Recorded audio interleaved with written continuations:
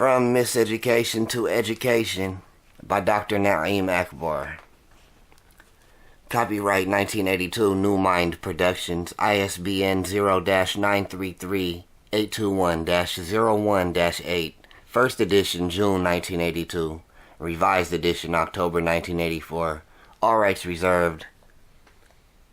However, that does not apply this time because this is fair use for the purpose of education. Allahu Akbar.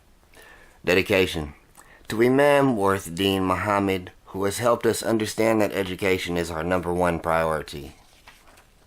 Life has produced many teachers, many philosophers, many trainers, but very few educators. An educator is one whose duty is not only to impart knowledge to others, but also he has the task of developing the knowledge, skill, and the mind of the student, and to bring out the latent qualities which the student already possesses. Dr. Naeem Akbar is one such educator. As a doctor of the mind, he has been, for the past 10-12 years, bringing out of Bilalian or African American minds ideas and concepts to help their advancement. As an associate professor of psychology, he has been preparing students in a way that few other instructors have. That is, preparing them to use the resources of their own minds to take control of their own lives. He does not train his students to think with someone else's mind. This is very important because the majority of what we call educators are actually training their subjects to fit into a pattern of thinking with the mind of the status quo, the system. Dr. Akbar realizes that this is long past due, the time that we must think for ourselves, and consequently, he has spent the better part of his life trying to get others to think for themselves. With his insight on the need for African American people to come up with new ideas which uniquely speak to their particular situations, he has successfully discarded the cocoon of Western philosophy and now expounds a teaching that is as old as the pyramids and as modern as the planetary explorations. The Almighty has blessed him to come into a root knowledge, learned in part as a student of both the Honorable Elijah Muhammad and Imam Worth Deen Muhammad, leader of the American Muslim Mission, and his studies of Egyptian and ancient world histories, which enables him to see the core of the educational problems that affect human beings, particularly African Americans as a people. In this book, From Miseducation to Education, Dr. Akbar examines the heart of the problem, miseducation. Miseducation is the root of the problems for the masses of the people. If the masses of the people were given correct knowledge from the very beginning, we would not be in the condition that we find ourselves in today. The book will probably be accepted with high acclaim by the masses, and will probably come uneasiness for the powers that have been manipulating everyone else. Let us take the knowledge that is contained in these pages and share it with the masses so that they will begin to think with their own minds, and not with the mind of the manipulators, and consequently free themselves from miseducation. As the legendary phoenix bird rises up out of death into a new resurrection, let us, a new people molded by time, fashioned by experiences unparalleled in the annals of history, rise and bring about a new world order based on proper education, truth, justice, and equality. Muhammad Armaya Newman, June 1982, Jersey City, New Jersey. An introduction to real education. It is a tremendous blessing to be a student, and I have really been a student for most of my life. They sent me off to preschool when I was about 14 months old. I continued to go to school for about 26 years until I finished all the various levels of degrees that they offer in the formal setting. After so many years of school, I was shocked to suddenly find out that I didn't really know anything. So I began to look for another means of obtaining an education. A couple of years after having obtained what they said was their top degree, I was put in first grade of the school of the Honorable Elijah Muhammad. For several years I was blessed to progress under his leadership. Then I was put into the University of Universal Knowledge under the Mujahideen, the Honorable Worth Deen Muhammad. Through him, we have been blessed to be introduced to the Holy Quran, the true meaning of the Bible, the true meaning of the Torah, the true meaning of the Vedas, the true meaning of the pyramid texts, and the true meaning of all knowledge that has ever existed since the first spanning and spinning of this universe. So we now consider ourselves in a real school. We also know that this is a school that we may graduate in, but we will never graduate from, because this is a school of infinite universal education. So the fact is that I can't come to you as a scholar or as a learned man. I can only come to you as a student and to invite you to share with us in a proper kind of education. A very, very brilliant African-American scholar by the name of Dr. Carter Woodson, back in 1930, wrote a book that was called The Miseducation of the Negro. Dr. Woodson was the founder of the Society for the Study of Negro Life and History, and the one who established what was originally referred to as Negro History Week, which is observed annually during February. Dr. Woodson's statement in this book was that the main problem facing people of African descent was the fact that we were victims of miseducation. He went on to observe that when people are educated to respect the knowledge, the leadership, the history, and the background of everybody except themselves, then those people are miseducated. He said when people went to schools and became scholars in Greek and scholars in Latin and scholars in European civilizations, but with total ignorance of their own civilization, those people were miseducated. He said when businessmen become experts in being able to run the business of the broader community, but cannot provide resources for their own community, those people are miseducated. Most importantly, he said, when people are incapable of using their money to correct their own lives, they are clearly and certainly miseducated. So I thought that there was really no more proper way to begin than to use his lead. It is important to remember that Dr. Woodson's document was written over 50 years ago. Unfortunately, the miseducation has not ceased. In fact, it has increased, and we are now more highly miseducated than we have ever been before. Why do we say this? Education and training. Miseducation results from being trained rather than educated. What is training? Every kind of life, every kind of organism, every kind of process in creation has a natural path to express itself. Even our own physical life began to grow in the womb following a systematic process long before we ever came into consciousness. Even the sperm out of which we were fertilized followed a clearly precise course, moving to its mark, hitting its mark, and systematically growing in accord with a pattern that has been genetically determined thousands of years before that particular cell ever came into existence. So we do not live in a universe of what they call serendipity. We live in a universe of tremendous order and orderliness. Everything has a path to follow. In this universe, we find that as we do things that we are supposed to do, that there is a process whereby we can become educated. Education involves being able to bring out of us a greater expression of that which is already in us. Moving in accord with our predetermined nature is the nature of education. The dog that learns how to bury bones and to hunt more effectively for meat to feed himself and his family, that dog is educated. When that dog learns how to stand on its two hind legs and wear a dress and dance to music, that dog is simply trained. He is miseducated. He is cute, and you will pay money to see him do it, but he is not an educated dog. He is a trained dog. When a seal will jump into the water and bring up a fish to feed itself and feed its young, that seal is educated. But when the seal is required to stand up on its hind legs and balance balls on its nose and clap its fins, then jump in to get a fish that you have provided, that is a trained seal and not an educated seal. The lion that will jump through a fiery hoop because on the other side you have a big fat steak for him is a trained lion, not an educated lion. We are saying that education is a process by which you are more actively capable of manifesting what you are. When you will increasingly manifest what somebody else wants you to be, which may or may not be critical to your survival as a life form, you are actually trained. So we are in a world where we have been severely miseducated. We are in a world where we have been well trained, but not very well educated. We boast of our degrees, but our degrees do not equip us to deal more effectively with our environment.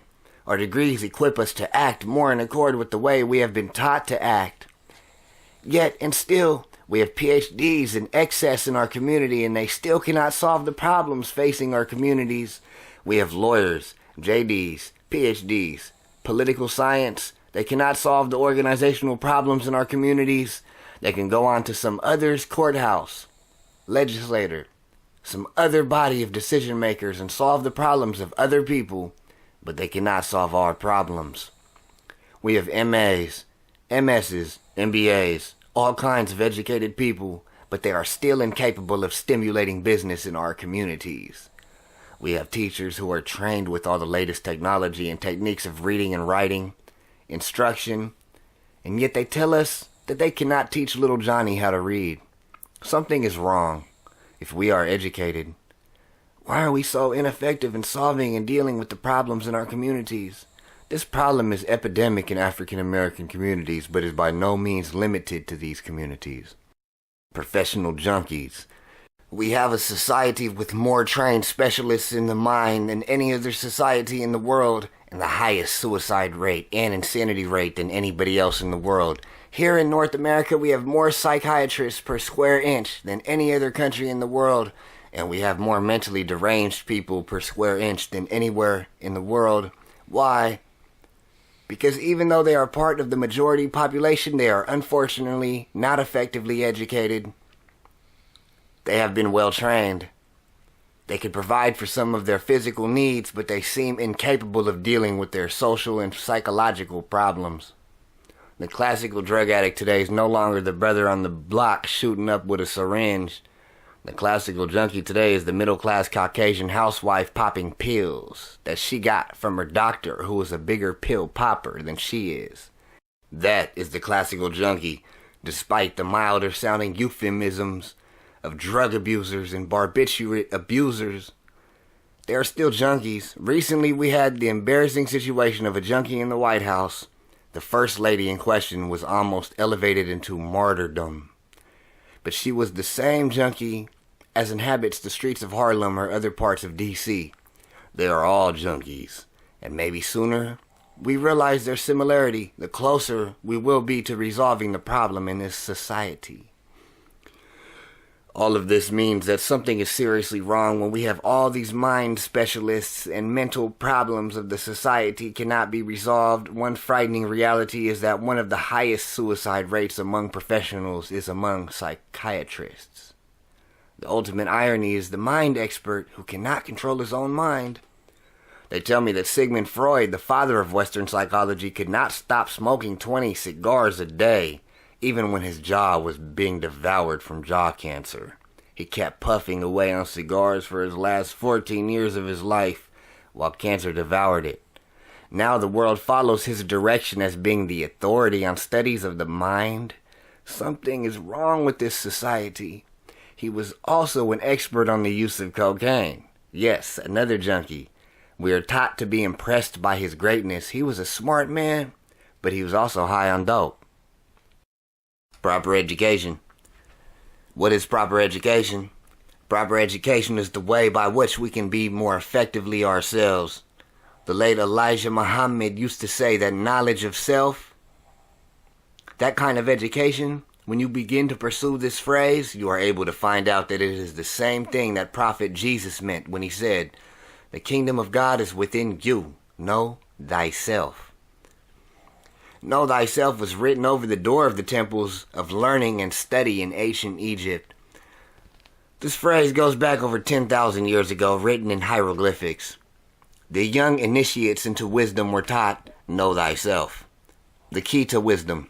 The Greeks went into Egypt, they saw it, they copied the same information and started saying, know thyself. All of the great powers of the world have said to the seekers of knowledge that the source of real knowledge for the human being is knowledge of himself. Of course, that makes sense. When you look at everything moving in the universe, it all moves in accord with its own pattern. Unfortunately for us, The pattern that exists for the other things in creation is a predetermined pattern. So the dog barks because the dog has an instinct to bark. The dog buries his bone because the dog has an instinct to bury his bone. The male dog follows a female dog in heat because he has an instinct to smell the fact that she is receptive for bringing forth the young. So he instinctively follows the female in heat. The lion is able to look furious, to growl, and to tear apart enemies because that is the nature of the lion's instinct. So all of these animals are able to live their most effective lives when they are living in accord with their instinctual patterns. There was a movie called Born Free about a lion that was raised in captivity out of its own nature. This lion was raised in an environment that was unnatural for him. When he was put back into his natural environment, the lion was initially incapable of surviving because he had lost contact with his instinctual makeup. Now the human being is a blessed creature because he is not restricted by instinct.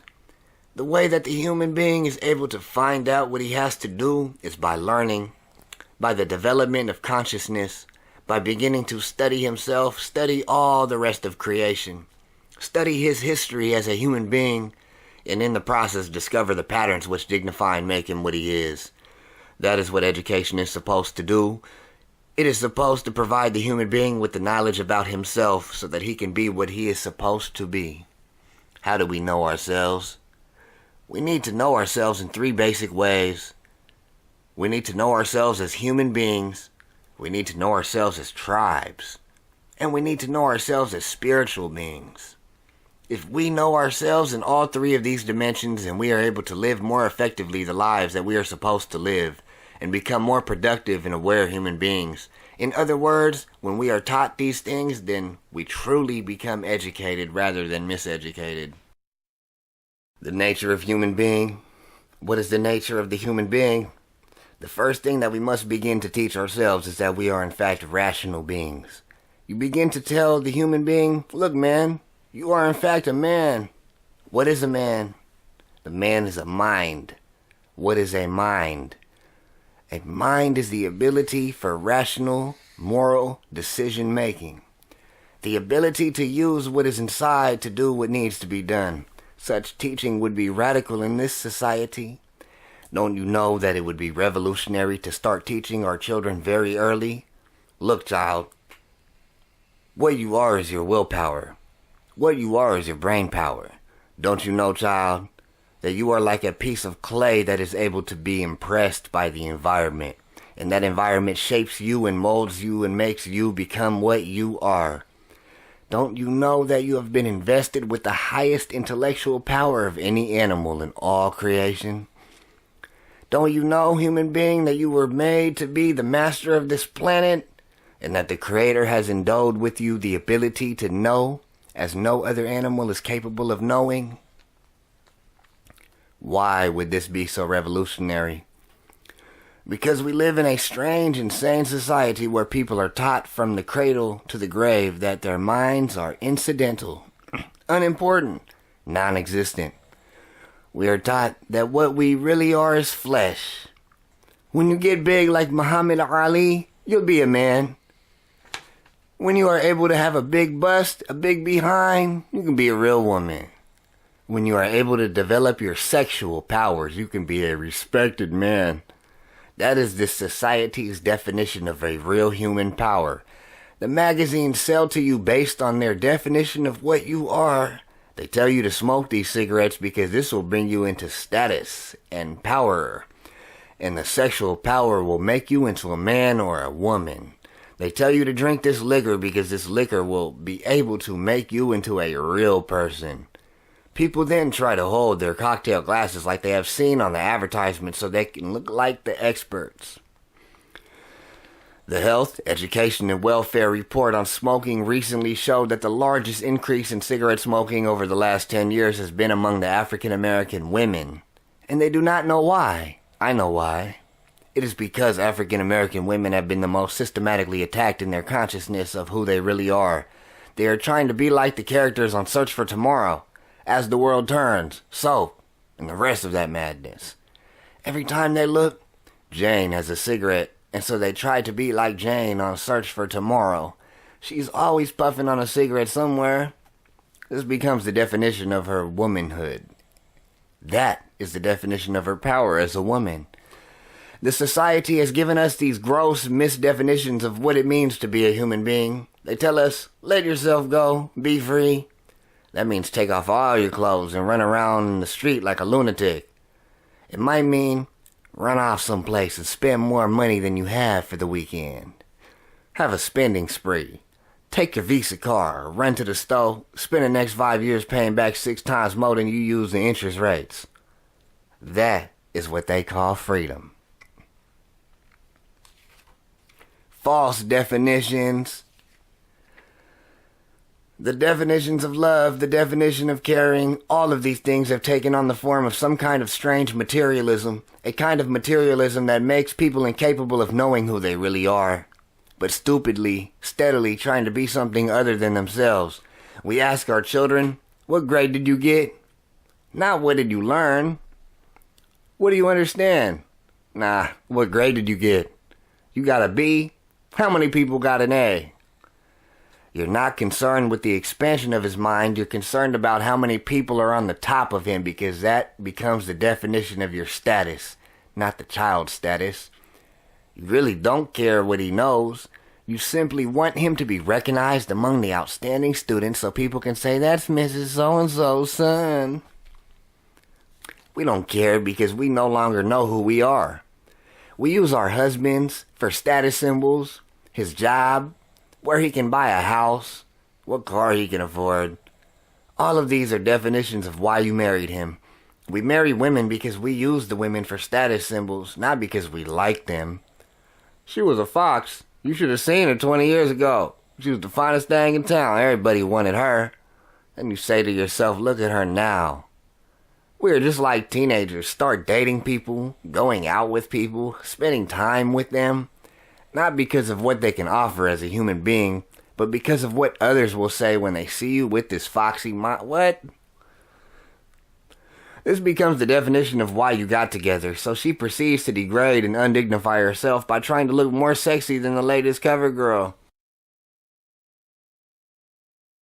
You slavishly then try to switch your behavior every time Essence changes its definition of what African American womanhood is next month.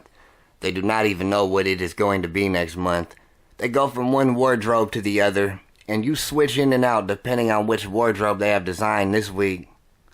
Why? Because this is your definition of what your femininity is. I recently saw a lady who was wearing red eyeshadow. I had never seen anybody with red eyeshadow. When she blinked her eyes, I thought she had a disease. She was convinced that she had the finest thing around. Maybelline, or somebody had decided that the other eyeshadow that made her look shadowy wasn't enough. So they decided to red them up, blue them up, purple them up, green them up. And I understand now that you can even get sparkles, and as you bat your eyes, they reflect like stars and lights flashing. It's strange. Why do people buy all this crazy stuff? Because that is their definition of human beings. That is their definition of who they are. That is their definition of their feminine or masculine powers. Why do brothers buy cars they can't afford? Why go pay $20,000 for a sports car not big enough for you and one of your children to get into? Only because that's the baddest thing out this year. Why do it? Because we are trying to define ourselves in a society that has lost contact with the true definition of a human being. True definition. The real definition of the human being has to do with our ability to develop our inner life. The Holy Quran tells us this. The Bible tells us this. Even the more enlightened psychologists tell us this. Every wise prophet of Allah has taught this. Aisu didn't say develop your body. He said develop the kingdom of God, which is inside of you.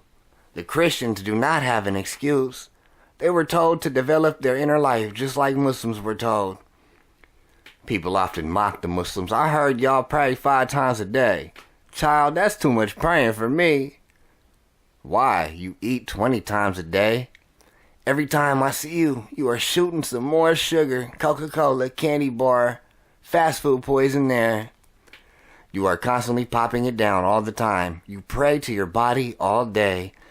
Some of you get up in the middle of the night, half asleep, fall into the refrigerator. If somebody would awaken you, you'd have a trauma right there, not even knowing where you were, but being so conditioned to eat all the time, you have to eat all night too.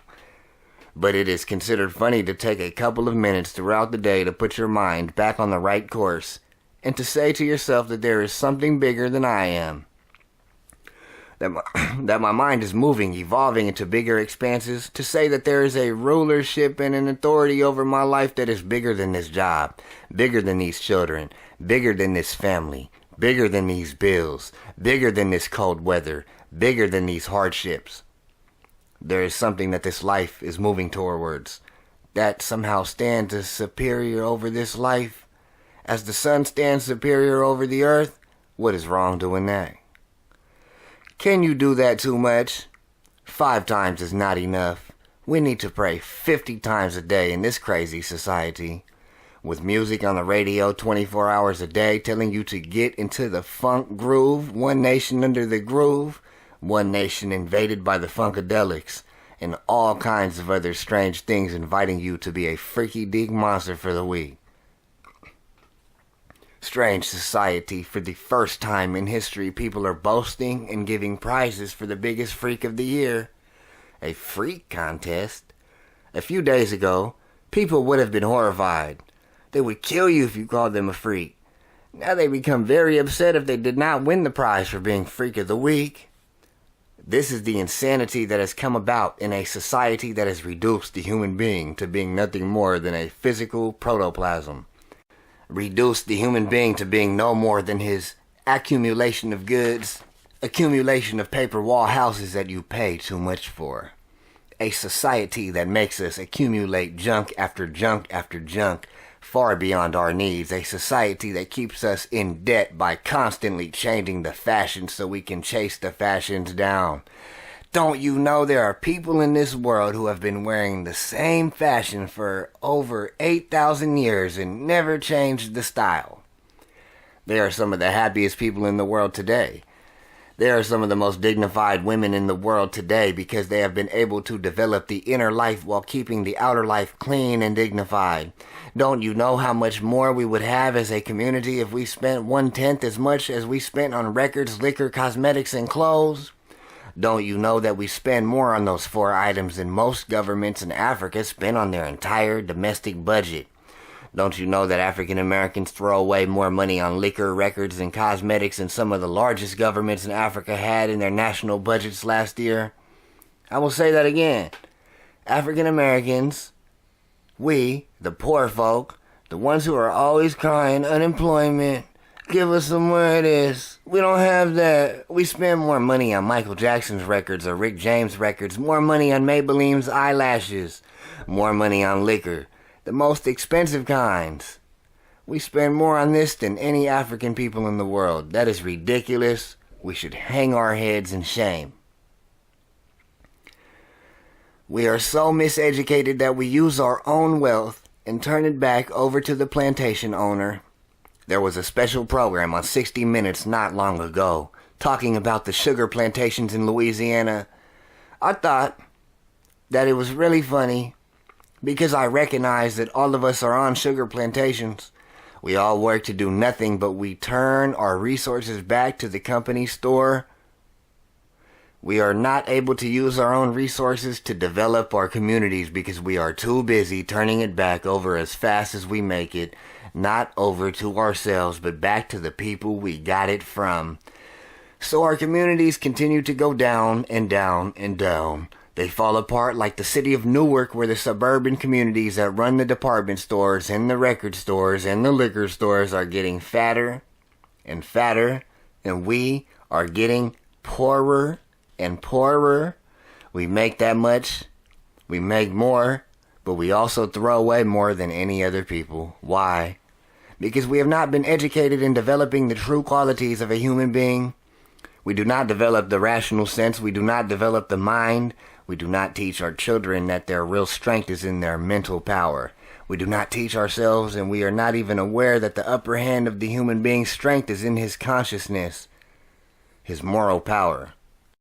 Superiority of the human being. The human being is uniquely equipped with rational power on the one hand, moral power on the other.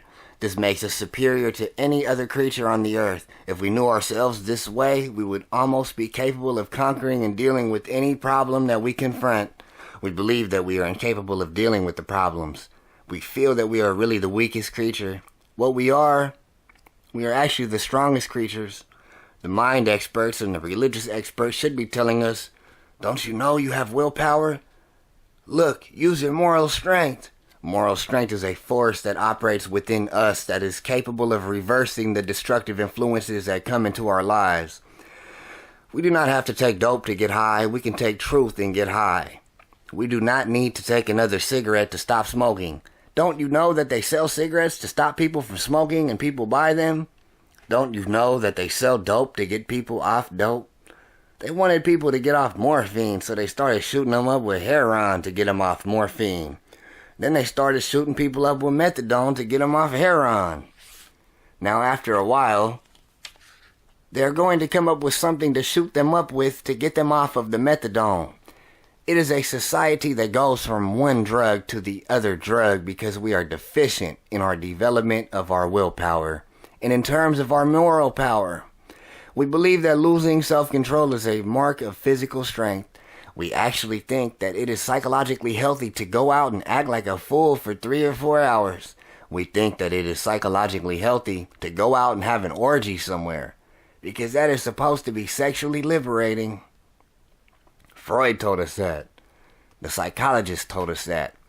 Essence, Playboy, told us that. It tells you that the more uninhibited you are, in other words, the more you conduct yourself or your life as a dog conducts his life, that means that you are more psychologically healthy. We have people who believe that they are incapable of controlling their sexual lives. The insanity is that somehow we have lost so much control of our lives that we do not even enforce for ourselves those things that cultivate healthy families and healthy lives in our environment. This is the insanity this world has produced for us because we have lost knowledge of ourselves as human beings. We need to understand the growth of the self, the knowledge of the self. We need to know who we are. Once we understand the rational and the moral ability that lives within us and understand that the Creator endowed us with the ability for mastery, then we will not submit to anything in this earth. The only submission that we are supposed to do is to submit to Allah subhanahu wa ta'ala, the author of the rules that guide your existence. You don't have to submit to pain. You don't have to submit to appetite. You don't have to submit to desire. You do not have to submit to anything unless you choose to submit to those things. There is no such thing as, I couldn't help myself. You can always help yourself. You choose not to help yourself. The reason that you choose not to help yourself is that someone has miseducated you and told you that your greater power is in your sexual power. Your greater power is in your appetite. You may be as big as a house and the doctor says, stop eating so much, fool. But you can't stop shoveling down the calories. I can't help myself. Yes, you can. It is because you have been miseducated. You do not understand how to help yourself, how to control yourself. Tribal knowledge. Once we know ourselves as individuals, then we have to know ourselves as a tribe. What is a tribe? A tribe is a community. Tribe is more basic meaning, which identifies the relationship that exists among people who have a shared social environment, a shared history. The tribe is that kind of spiritual mental relationship that ties people together based on their shared experiences and environment. Why do we need knowledge of ourselves as a tribe? Because knowledge of ourselves as a tribe is what gives us the strength to cultivate what we are as an individual. Knowledge of ourselves as a tribe is what gives us the power to move against oppositional forces that are seeking to destroy us individually and collectively.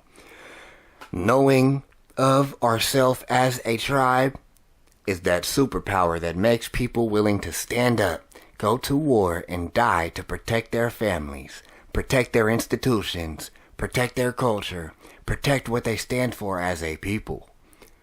The knowledge of ourselves as a tribe is what gives us the power to resist the shackles of slavery. But when you do not know who you are as a tribe, you say, "Come and get me. I'm ready to go." It does not matter what the forces are. You are ready to give yourself to them. There are some crazy people in Virginia who brag about being descendants of the slaves of Thomas Jefferson. They do not realize that a slave is a slave, and that the human being should be a slave to no other man. They actually are proud to be the former slaves of one of the most racist slave masters.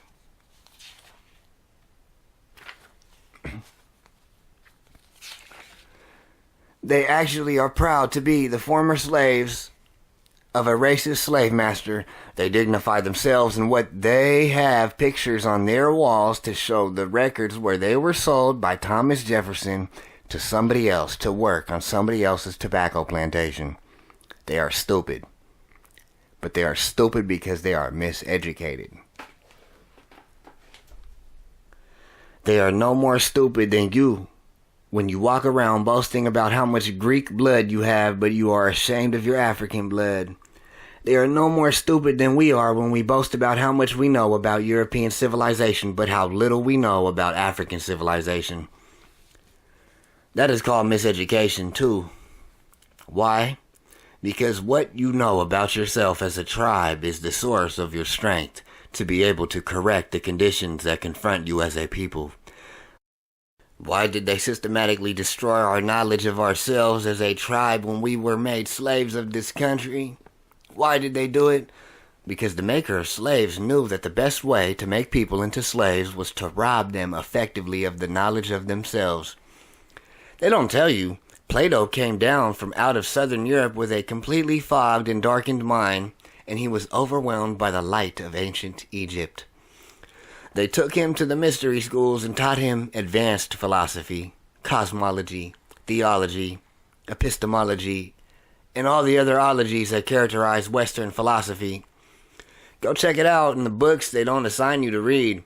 Go and read John Jackson, George G.M. James, Chancellor Williams, Gerald Massey, Yusuf Ben, Yohanan, and the works of J.A. Rogers. Go find out about this lie about Herodotus being the father of history. He is not the father. He is the stepson of history because he was adopted in Egypt and taught by African scholars. Why don't we know these things? We do not know these things because it would be dangerous if we knew them. Why? Because we would start a revolution. Yes, a mental revolution. Not to get into the streets and burn. We would get in the streets and stand up dignified. We would say, I don't want my child destroyed. I want my child educated, not miseducated. We would be pouring out funds into independent schools like the Jews do, like the Catholics do, like everybody does who has a sense of their own survival. We are the only people who break our necks trying to get into Brandeis, Holy Cross, Notre Dame, even Brigham Young, and any other schools committed to somebody else's tribal identity. We will give all our funds to build them up, but none of our funds to build our own institutions, to grow our own schools, to educate our own people. Yes, the Jews send their children to public schools, but they pick them up at 2:30 and then take them to the synagogue and teach them till sunset. They teach them the knowledge of Jewish history. The Catholics, they don't even send them to public schools. They send them to Catholic schools and they Catholicize them all day, every day. Year in, year out, stopping in the middle of the day, going to have mass, hang crosses all over the classrooms, making them pray before and after class for the Pope and the growth of Catholicism. Everybody teaches their own tribal identity. Don't worry about being afraid of your own identity. Someone was telling me recently that it is very strange that we are surprised that the majority population of Europeans in this society have a much strong opposition to living next to an African American. Then another friend of mine said that he did not find it so strange. If you go to any community in this country, you will find that the Germans live with the Germans. The Irish live with the Irish, the Poles live with the Poles, the Jews live with the Jews, and soon as another ethnic group starts moving in, they start moving out. So you know if they cannot live with the European next-door neighbors, what makes you think they want to live next to you? That is really intelligent because people want to preserve their identity as a tribe. Does that mean you have to hate other people? No. This is the stupidity of this society. That is the stupidity of people who believe the difference always means superior, inferior. Difference simply means a more beautiful color to add to the bouquet. Difference only means another way that we can learn about other dimensions of ourselves. The Holy Quran says, "We made you of different tribes so that you may know each other, not despise each other." So the diversity of the human makeup is not an avenue for diversion. It is an avenue for cohesion. It is an avenue by which we can learn from the wide dimensions of the human makeup that any single community is capable of producing on its own. So we should preserve our integrity as a tribe so that we may make our contribution to the wider and broader society. But we have become ashamed of our tribal contribution. We believed that we were nothing but savages running behind Tarzan in the jungle. We believed that we had done nothing to contribute to society until we got here to the Western world. I have got news for you. You have got to know that your history is longer than any recorded history in this cycle. They tell us about Atlantis and Mu and other societies that lived long before this cycle of history, but in this cycle of history you can't talk about it unless you talk about the African continent, and that is where you came from. That is where your child needs to know where he came from.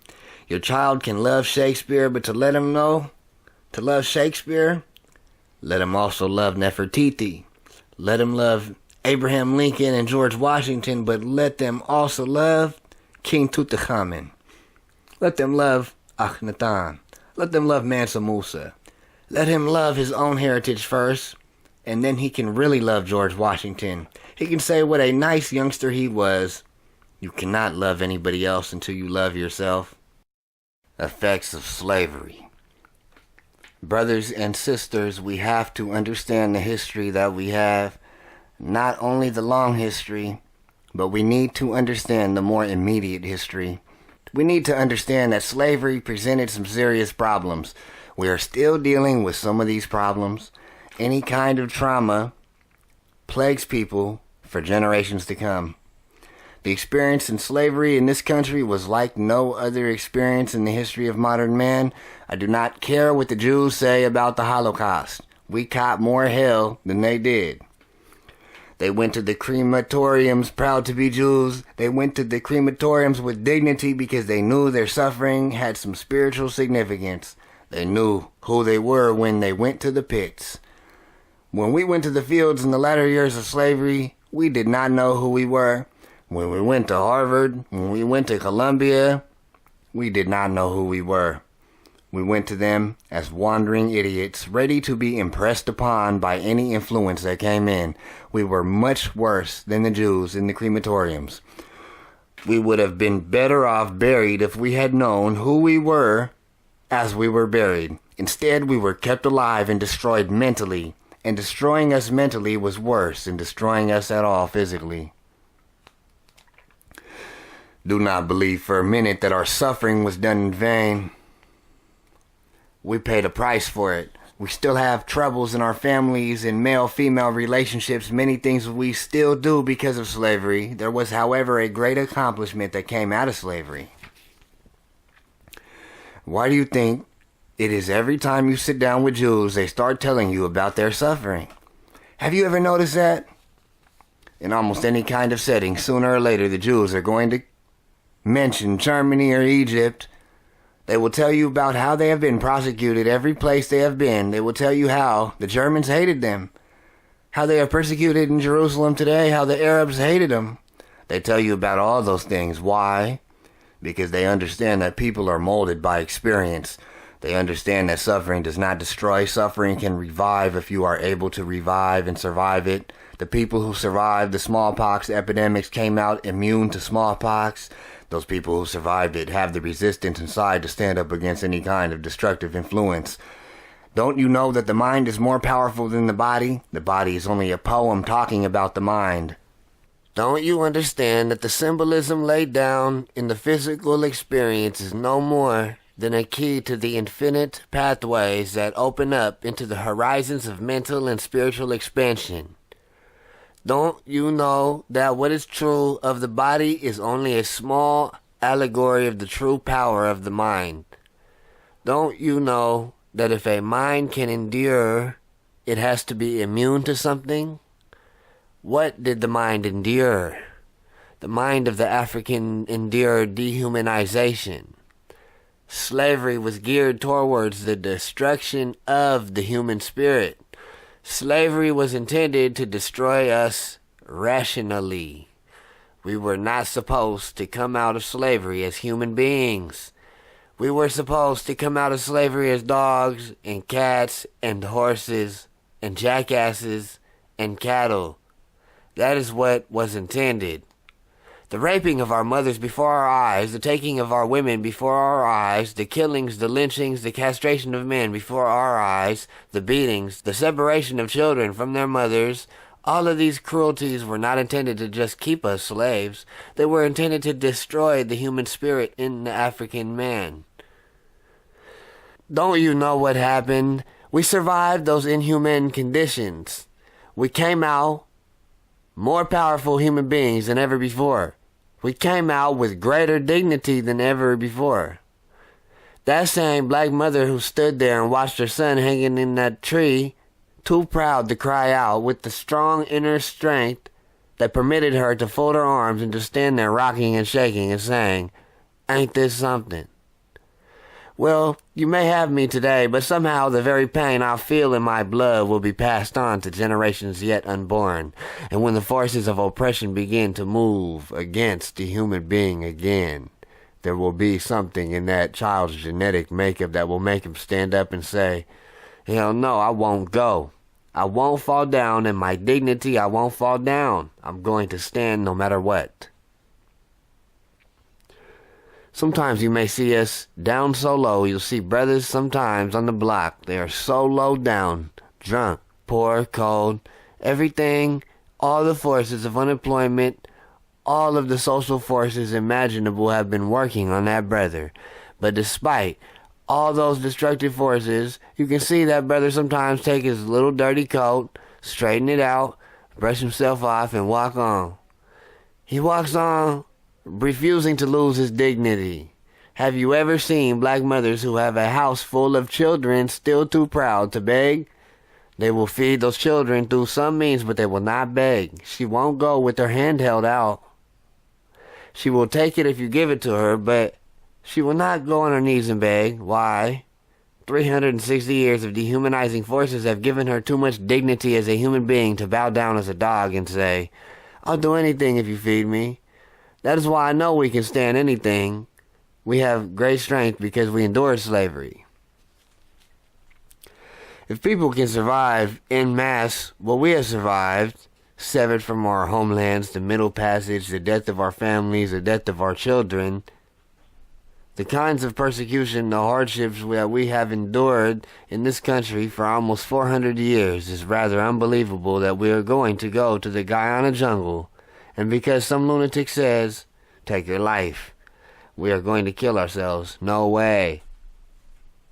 The knowledge of tribe tells me that this is highly improbable. The knowledge of ourselves as a tribe, the knowledge of our history, the knowledge of our endurance, the knowledge of perseverance, the knowledge of inner strength that has been passed down to us and tells me that that is impossible. Now, I was not there. I do not know what happened. I do not believe what they told me happened. If we have endured what others have not endured, then that means that we are uniquely qualified to show others how to do what they cannot do today. That means that we have already endured the most dehumanizing processes that man is capable of enduring. Slavery was a well-strategized tactic to destroy the basic human makeup. That plan, which was used on the slaves, is now a worldwide plan. It is now the plan that is used on TV. It is now the plan that they are sending to other countries to encourage other countries to lose respect for their families, to lose respect for themselves, to be dehumanized into sexual freedom and studism and breedership, to lose the dignity of a family life. That is the same mentality that is threatening this society now. Those are the forces that are moving against the world today. Don't you understand that we are uniquely qualified to stand up and say to the world, you don't have to bow down to that? Don't you know, believe it or not, that we have within us the inner strength to resist the most dehumanizing forces, no matter what form they may come in? We are the ones who can stand up now and give to the world moral leadership. We can say that our history shows us to be uniquely qualified to resist the forces of oppression, destruction, and those things that destroy the human mind. We have in our makeup the solution to today's problems. We have a spiritual mission that will let us stand up in a world that is being destroyed morally and say, look, you don't have to fall down under that oppression. You don't have to fall down under those influences. You don't have to give up God for Santa Claus. We have a strange society that will not let children pray to God, but they let them make Santa Clauses. They will not let you pray to God, but they will let you make Easter bunnies, fertility symbols. They will not let you pray to God in the beginning of the morning, but they will let you celebrate all kinds of other pagan activities. They will let your mind be destroyed, but they will not let your mind be cultivated. Say no to those influences. We are the ones who can do that. Educational reality. What must we do to the educational system? We must demand that it produce reality. We must begin to produce our own models of education. In those models of education, we will show the power of reality as a means of developing and cultivating the minds of human beings. We will speak to the strength in human beings. We will say to the child, even in his youngest years, I know you can learn it. I know you can do it. Not, I think you can do it. We must learn to speak to our children's strength and not to their weakness. We speak to our children's weakness when we say, oh, let me get this out of your way. You're going to break it. You are speaking to the child's weakness when you are saying, child, you can't control yourself, so let me put this out of your reach. Say to that child, yeah, you can control yourself. The human being can't control himself. Don't say you are incapable of doing anything with your children. Your problem is that you cannot control your own habits. So you cannot help your children control their habits. You are convinced you are weak, so you speak to their weakness. Speak to their strength. Speak to their rational strength. Give them logic. Give them understanding. Speak to their sentiment and emotion. Speak to their moral strength. Say, you can control yourself. I know you can do it. It may be a little hard now, but you can do it. You might forget that once in a while and go and touch something. That's all right. You can do it. Do not say that's cute when the child breaks something that he should not break. Do not say it is cute that the first word a child learns how to say is damn. Do you know that there are parents who think that it is cute these days? Oh, child, he just started talking and he curses like a sailor, they say. The power of strength is when you teach strength to human beings. This is what the educational system needs to do. We need to make the educational system speak to our strength and the strength of our children. They need to speak to the rational strength in our children. Those schools need to begin to provide service for our communities. We need to be actively involved in all the educational process. We need to build an educational system rather than a miseducational system. Why?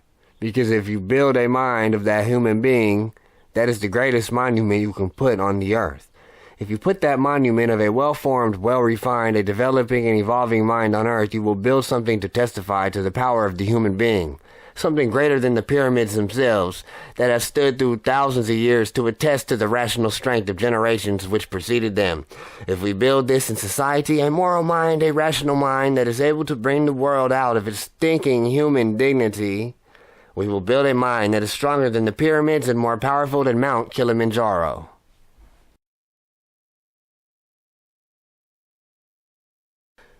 Biography. Naeem Akbar is a celebrated lecturer, author, scholar, teacher, and theoretician who travels many thousands of miles each year to meet the spiraling demands for his combined talents. He has been lauded throughout the continental United States, the Caribbean, Africa, and Europe for his African-American-oriented, humanistic, and thoroughly holistic approach to human development. Dr. Akbar is currently in residence at Florida State University as a clinical psychologist in the Department of Psychology in the Black Studies program. He formerly served as Associate Professor of Psychology at Morehouse College in Atlanta, and also Associate Professor of Psychology at Norfolk State University in Norfolk, Virginia. For 2 years, Dr. Akbar served as Director of the Office of Human Development for the currently called American Muslim Mission. In this position, he has served as the aide to Imam Muhyiddin Muhammad, leader of this influential religious and social movement. Dr. Akbar has worked closely with the Association of Black Psychologists almost since its inception, and has served on its board of directors for several terms. He has also served on the board of directors of the National Black Child Development Institute and numerous other professional and civic organizations. He is currently the associate editor of the Journal of Black Psychology, and in 1980 was awarded the Association of Black Psychologists' highest award for its members in recognition of his outstanding scholarship and research in African psychology. He was listed in 1980 and 1981 edition of Who's Who in Black America. Dr. Naeem Akbar in 1984 has appeared on several national television programs, including Tony Brown's Journal, and he is currently a weekly columnist in the American Muslim Journal. He has done extensive and creative writing and in the area of psychology of African Americans, and his ideas have been seminal in generating some of the most progressive and creative thought in this field over the last 10 to 15 years. It has been his willingness and desire to search beyond the theory of the classroom into the broader light of universal truth and social reality. Not only is Dr. Akbar academically qualified, but he has also involved himself fully into the basic unit of any society, that is the family. Dr. Akbar is married to the supportive and creative wife Rene, and is the father of 3 lovely children.